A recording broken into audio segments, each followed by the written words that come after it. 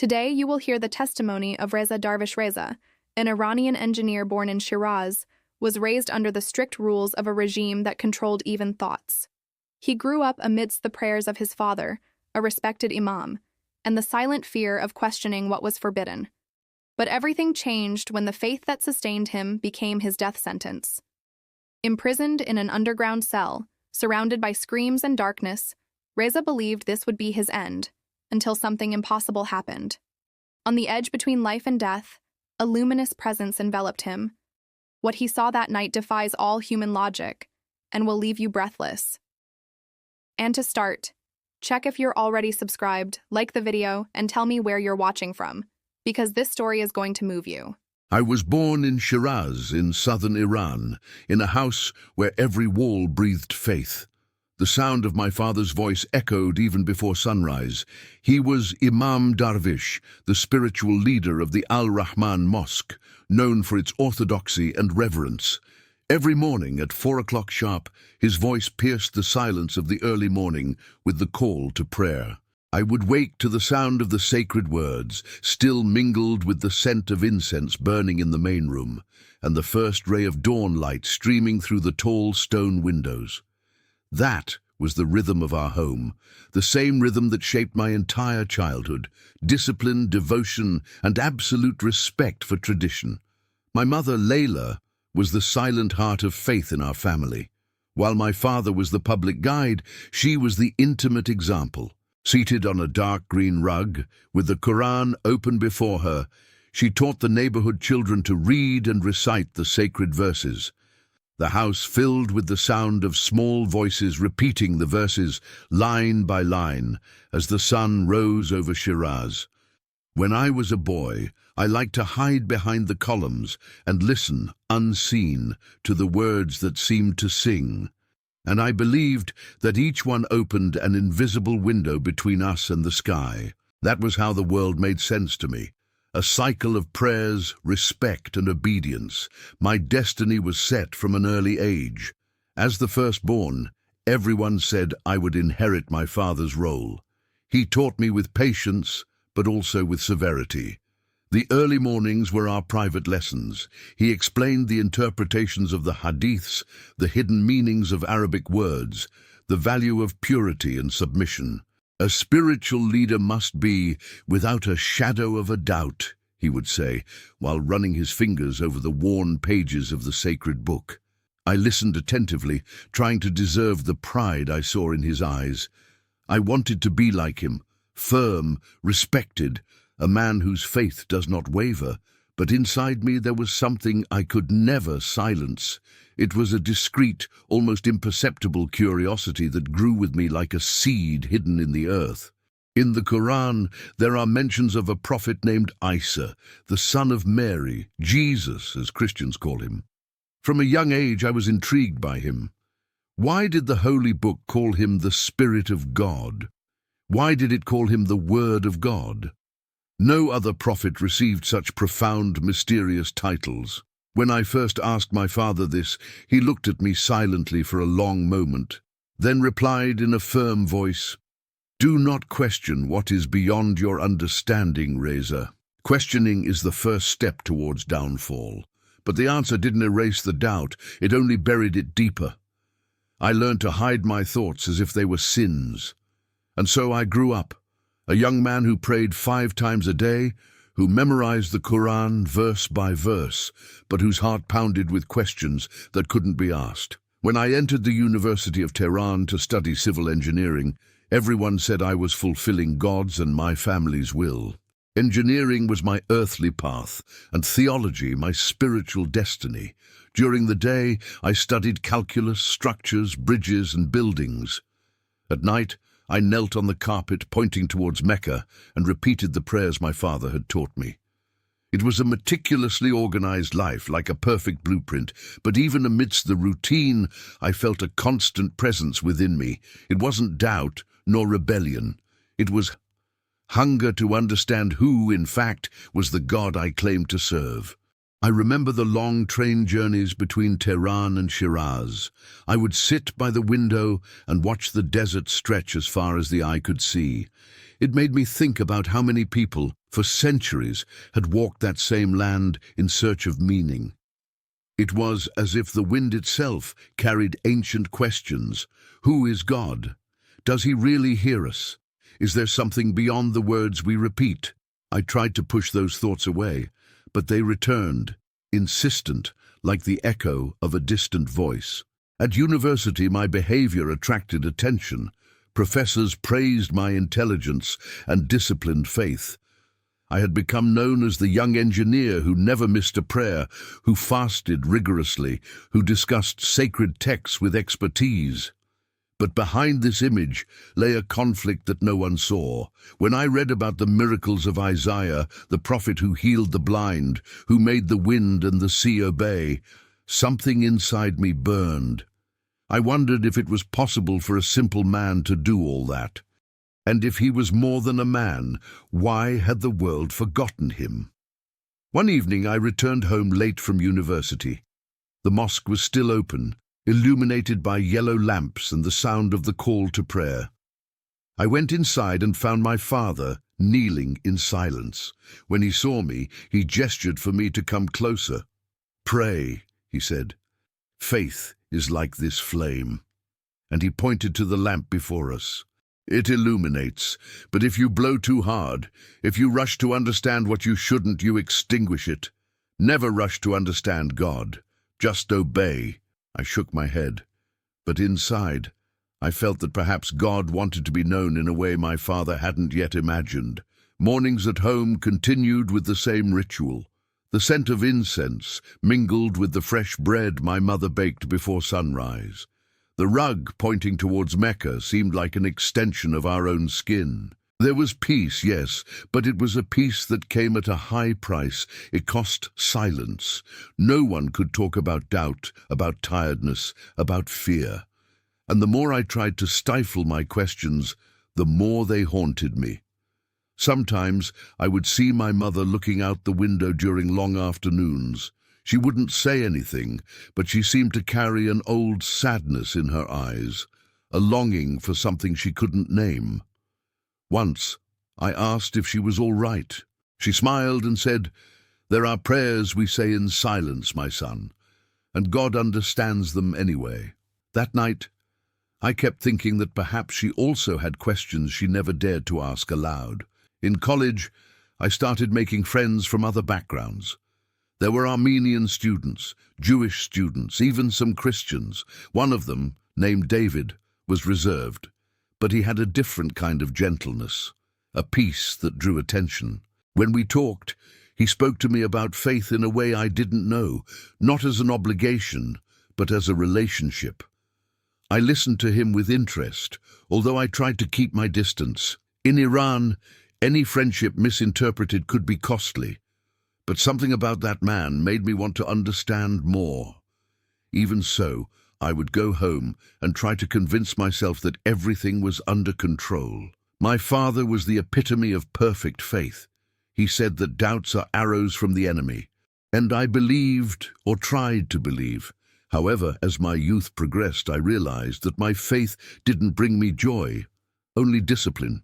It was a faith of rules, not of love. And no matter how much I prayed, I felt that heaven remained silent. Gradually, I began to notice something I had never seen before. In the mosque, during prayers, I saw tired faces, trembling hands, eyes full of fear. People praying not out of gratitude, but out of fear of punishment. That troubled me. Did God really want to be worshipped out of fear? Was obedience the only way? One winter morning, I woke before the call to prayer. The city was shrouded in fog, and the distant sound from the loudspeakers seemed to come from another world. I sat on the rug and remained silent. For the first time, I didn't recite the traditional words. I simply closed my eyes and said, in a low voice, "If there is something beyond this, if there is truth that I do not yet know, show it to me." The room was still, no response, but somehow I knew that that simple phrase had changed everything. After that, I began to see the world with different eyes, the same streets, the same prayers, the same Father, but nothing seemed the same.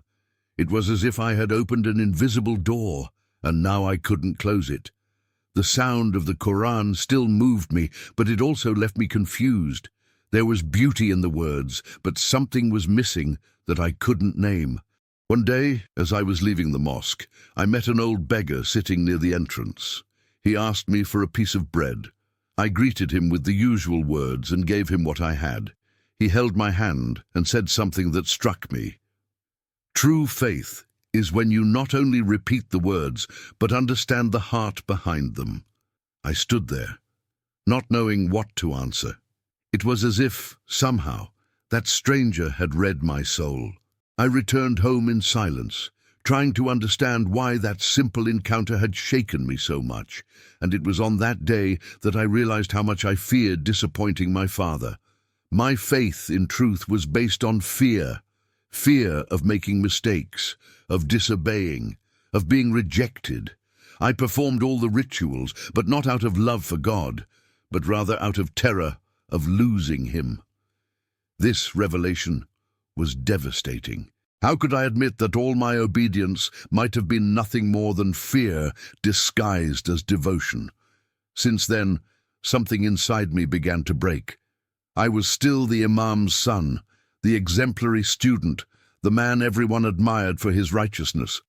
But inside I felt like an old house, beautiful on the outside, but full of invisible cracks in its foundations. At that time, I couldn't imagine how much the cracks would grow, nor that one day the entire structure of my faith would collapse before my eyes. But the first tremor had already begun, and although I tried to ignore it, the sound of that shaking accompanied me in every prayer, in every breath, in every night when the silence seemed louder than words. I was the imām's son, destined to be the continuation of a sacred lineage. But deep down, I already knew something within me was about to change, and nothing, neither the faith of my ancestors nor the weight of tradition, would be able to stop it. And that's how my journey began, not one of rebellion, but of searching. A search that, without me realizing it, would lead me to confront everything I believed in, to lose everything I loved, and finally, to find the one I didn't even know I was looking for. When I was released, after so many months in the dark, I no longer recognized the world around me. The sun that once warmed the streets of Shiraz now blinded me.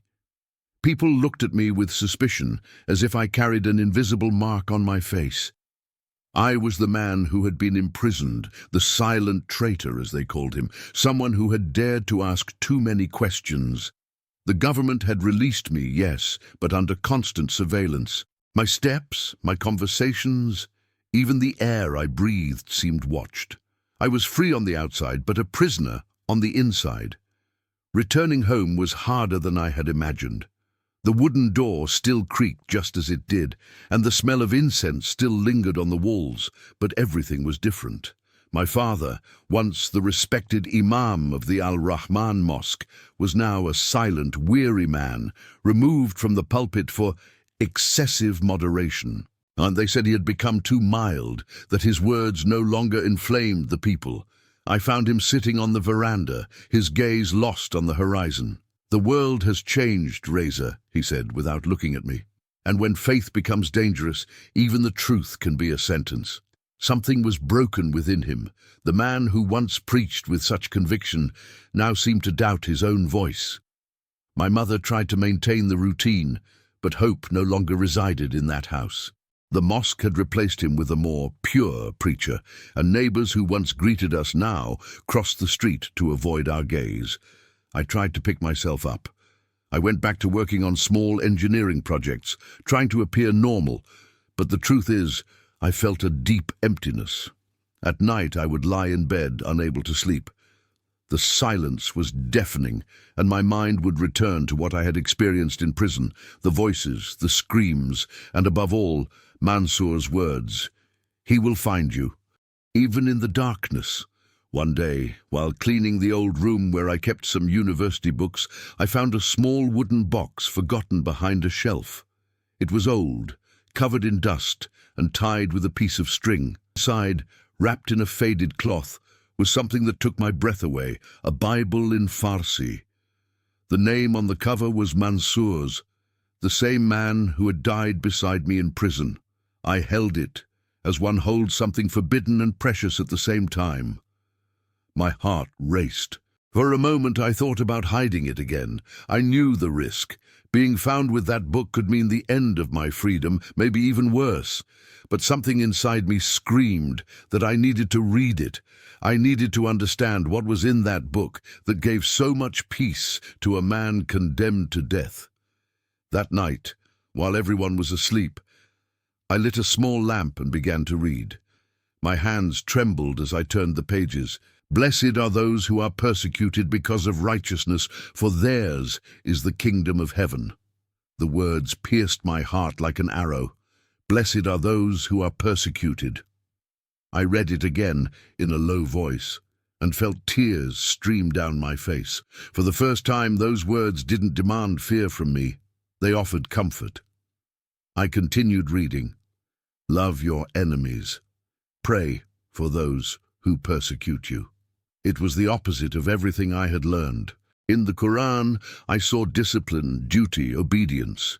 Here I read about forgiveness, sacrifice, and unconditional love. The more I read, the more I realized there was something different, something alive in these words.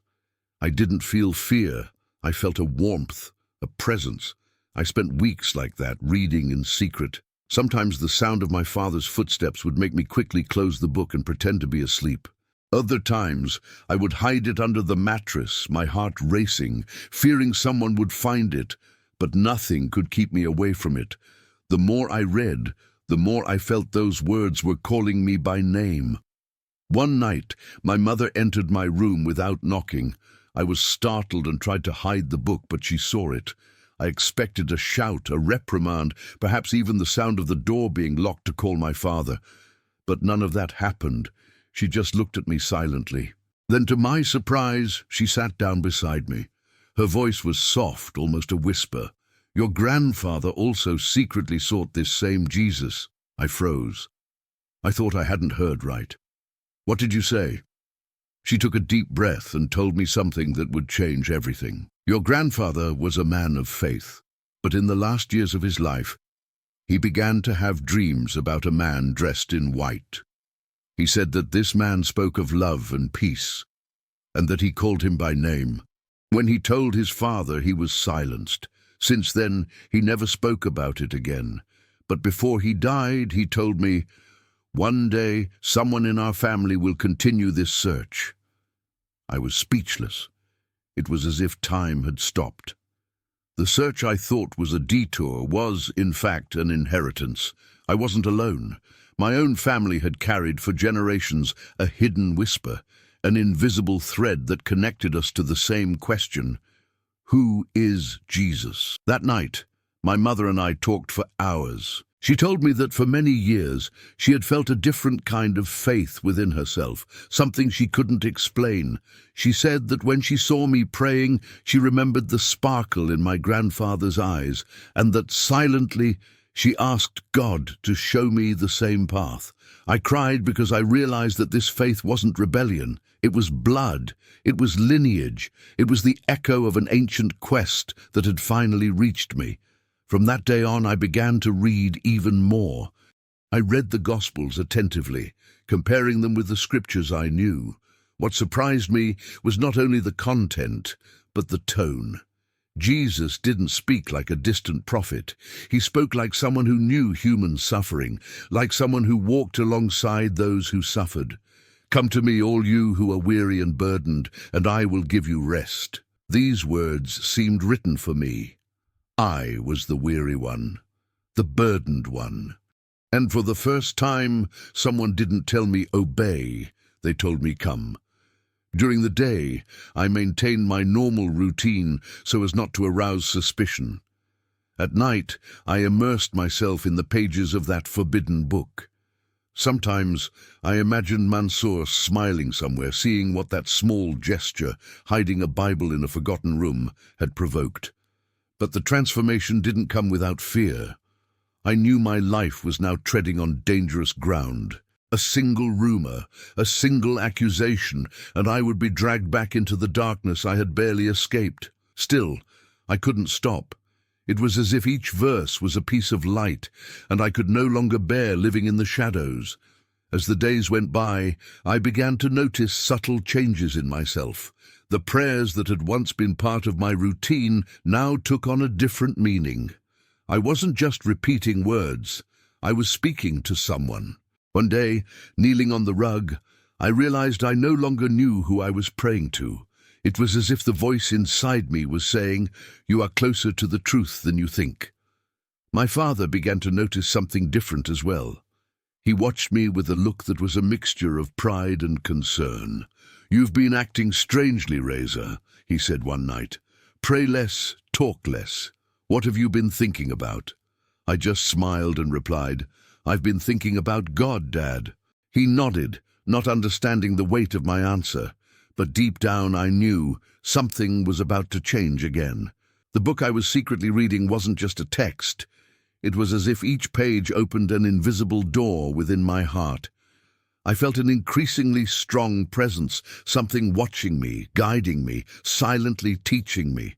Sometimes I would wake up in the middle of the night wanting to talk to him, even without knowing how.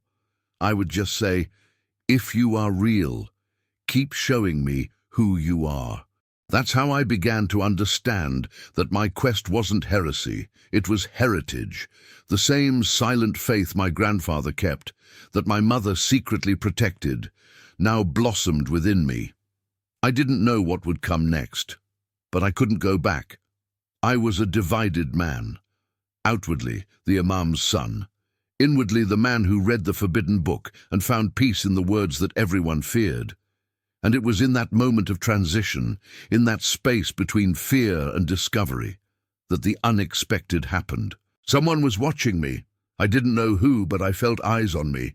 Slow footsteps at night, whispered voices on street corners. I had become, without realizing it, a man in danger once more. And what happened in the following nights would forever change the course of my life. Because the search for truth sometimes takes us to the very edge of the impossible. I fled Shiraz without looking back. The streets I once knew were now a territory of fear. Every corner seemed to have eyes. Every sound of footsteps made my heart race. I walked for hours, days perhaps. I don't know anymore. My body was exhausted, my mind in turmoil, but what moved me was something that didn't come from the flesh. It was a silent voice inside me, the same one that had whispered in the basement, "Keep going." And it was that voice that guided me to the mountains of Iranian Kurdistan, a cold land, cut by valleys and rocks, but where for the first time in a long time I tasted freedom. There, among refugees and travelers, I met a man named Elias. He was unlike anyone I had ever seen. He didn't wear religious clothes. He didn't carry holy books under his arm, but there was something about him, a calmness, a certainty that disarmed me. I later discovered that he was known as Pastor Elias, a former university professor who had left everything to live in the mountains, caring for a small group of secret Christians. The first time I heard him speak about faith, it wasn't a sermon. It was a testimony. He said that the gospel wasn't a rule book, but an encounter with God's own love. I sat there in silence, listening. And the more he spoke, the more everything inside me began to align, as if the broken pieces of my heart were finally fitting together. When he quoted Jesus' words, "You will know the truth, and the truth will set you free," I felt tears welling up. I knew what prison was. I knew what fear was, but there, in the midst of those hidden people, I understood for the first time what freedom was. Pastor Elias taught me about something I had never understood before. Grace. In Islam, I knew about merit, salvation as a reward for those who do everything right. But he spoke of grace as an undeserved gift, something that is not earned, only received. This completely disarmed me. "It's not how much you did, Reza," he told me one night, looking directly into my eyes. It's how much he loved you even before you believed in him. I remained silent. Those words pierced the deepest layer of my pride. I, who had tried all my life to please God through obedience, now discovered that he already loved me before any attempt of my own. It was on that day that I understood. I no longer needed to run away. I only needed to surrender. A few weeks later, in the mountains, the group organized a secret baptism. It was dawn, and the cold bit the skin. The river was narrow, hidden among moss-covered rocks.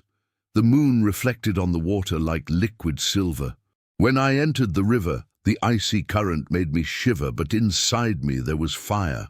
Elias placed his hand on my head and asked, "Pray, do you believe that Jesus is the Son of God and that he saved you?" My voice came out trembling but firm. "Yes." And at that instant, when I was immersed in the water, I felt something I cannot describe in human words. It was as if everything that had imprisoned me, guilt, fear, pain, loneliness, had been submerged. When I emerged, I took a deep breath and realized that for the first time, I was truly alive. The people around me smiled silently. Some cried. I cried too. My tears mingled with the river water and seemed to wash away the weight of all the years. It was there that night that I understood what true joy is. It wasn't euphoria, it wasn't fleeting emotion, it was a peace that didn't depend on where I was, but on who was with me. In the following days, I began to live among that small group. We were few, but united by something invisible and powerful. We shared bread, stories, and fears. We prayed in hushed voices with the windows closed, fearing being discovered, but also certain that nothing could separate us from the love we had found. I knew my family thought I was dead. Sometimes I dreamed of my mother's face, of my father's sad gaze. So I decided to send an anonymous message. I used an unknown number and wrote a few words. "I'm alive. I'm safe." I sent it and waited, not knowing if there would be a reply. 2 days later, my phone vibrated. It was a short message from my father. "Come back, son. Allah will still forgive you." I stared at that sentence for minutes. He had no idea what had happened inside me. He wanted his old son back, the imām in training, the faithful follower of traditions. But that man no longer existed. Still, I loved him. I simply replied, "Dad, I have found the peace I always sought." Hours later, another message arrived. It was from my mother. Just one sentence. "I already knew he would find you." My heart raced. I cried like a child. In that instant, I understood that she had always known, that somehow her silent faith had prepared me for that moment. The following months were filled with learning and purpose. I began helping Pastor Elias teach other refugees who, like me, had fled prisons, persecution, and a past that consumed them. Each story was an open wound, but also living proof that God still spoke, still transformed. But the more I learned, the more I realized the price of faith. Every week, news emerged of Christians being captured, groups disbanded, homes destroyed. The truth is, following Christ there was like walking on a razor's edge. Even so, no one backed down. Because when you experience the freedom of the Spirit, no threat can hold you back again. One afternoon, Elias called me and said, "Pray, the time has come for you to teach as well. Not just listen." I hesitated. "I'm not a pastor. I'm not a scholar like you." He smiled. "You are a witness, and that's all the gospel needs." Those words kept echoing inside me. Witness. I had been a witness to imprisonment, to fear, to loneliness. Now I was a witness to grace. I then began to discreetly share what I had learned. With refugees, with travelers, with people who, like me, sought answers amidst the ruins. I spoke carefully, respectfully, but always truthfully. And every time someone listened to me and said, "I feel the same as you described," I knew that the light was spreading even amidst the darkness. But not everything would be peaceful. In 2018, I crossed the border and settled in Turkey. I thought I would find rest there, but I discovered that faith respects no borders nor fear. I began to help a group of ex-Muslim Christians who were living in hiding. They were men and women who had lost everything: family, home, name. Many had visible scars, others wounds that only the heart could see. I shared my testimony with them, and little by little, it began to spread. People from other countries wanted to hear it. Some recorded it, others translated it. My name, which was once synonymous with shame, began to be whispered as a sign of hope. But this also brought danger. One cold night, I left a secret service with 2 friends. The streets were almost deserted. The sound of footsteps echoed through the alleys. Suddenly, I felt a chill. I looked back and saw 3 men approaching. They spoke angrily in Persian. "Traitor" was the last word I heard before the first blow. I fell to the ground. Kicks, punches, screams, blood covered my face. I thought, this is the end, now it's the end. But in the midst of that pain, something happened. Between the confused sounds and the taste of iron in my mouth, I heard again that same voice that saved me in the basement. "It's not over yet. I will give you strength." And in that instant, something impossible happened. I no longer felt fear. The pain was still there, but the terror disappeared. It was as if an invisible presence enveloped me and said, "You are not alone." I fainted and woke up days later in a hospital. The doctors were surprised. "You suffered life-threatening injuries, but you survived," they said. I knew why. The miracle wasn't escaping death. It was discovering love amidst the pain.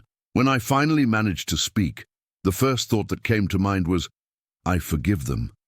It wasn't a natural feeling. It was something that was born inside me, something that didn't come from me. That was the same love I had read about in the forbidden book, now pulsing within my chest. As I recovered, I decided I would no longer hide. I understood that my life wasn't just an escape, it was a mission. I began to pray for my abusers, for my country, even for those who still believed I was a threat. And little by little, I realized that forgiveness was more liberating than any revenge. In the following years, I was accepted as a refugee in a Western country. It was a new beginning. The streets were calm, people lived in freedom, but inside me there was still a sense of purpose. I knew I had been saved for something greater. I began studying theology. I wanted to deeply understand what had transformed me. Before long, I began helping secret converts from Iran, Afghanistan, and Syria, people who couldn't speak openly about their faith. Together, we created an underground network where we shared prayers, studies, and support. Each message was a seed planted in barren ground. And little by little, those seeds began to blossom. Men and women wrote, recounting dreams, visions, experiences that defied all human logic. One said, "I saw a man in white and he called me by name." Another, "I heard a voice saying that I was loved." I knew who they were talking about. The light that had found me in the basement was now reaching hearts on the other side of the desert. Years passed. I continued working, teaching, serving, until one morning I opened my computer and found a coded message. It was short, but my heart recognized the name Amir, my younger brother. The message read, "I had a dream. A man in white called me by name. He said my brother is alive." Tears blinded me. My whole body trembled. I read and reread those words, unable to believe it. The same Jesus who had saved me was now reaching my family. I closed my eyes and gave thanks. I had lost everything that was temporary: name, home, country, security. But I had found what is eternal, a love that no prison, no exile, no pain can contain. Today, when I look back, I see the desert I crossed, the wounds I carry, the scars that time cannot erase. But I also see the light that never went out. It shone in the mountains, in the prisons, in the valleys, on cold nights, in the outstretched hands of strangers. In the heart of Iran, where darkness seemed to reign, a light was born. And that light has a name, Jesus Christ. And now, after everything you've heard, it's impossible not to wonder, how far can faith take someone? Reza Darvish faced imprisonment, escapes, and loneliness. But he discovered a truth that no pain could erase. He lost everything the world could take away, but he found what could never be destroyed, the living presence of Jesus. And it's impossible to hear his story and remain the same. If this journey touched your heart, check if you're already subscribed to the channel. It really helps spread true stories of faith and transformation like this one. Leave a like and write the phrase in the comments. I love Jesus, to show that the light still shines, even in the darkest places. And get ready, the next video is already appearing on your screen. You're going to meet Iranian pastor sentenced to death 6 times, miraculously saved seconds before execution. You can't miss it.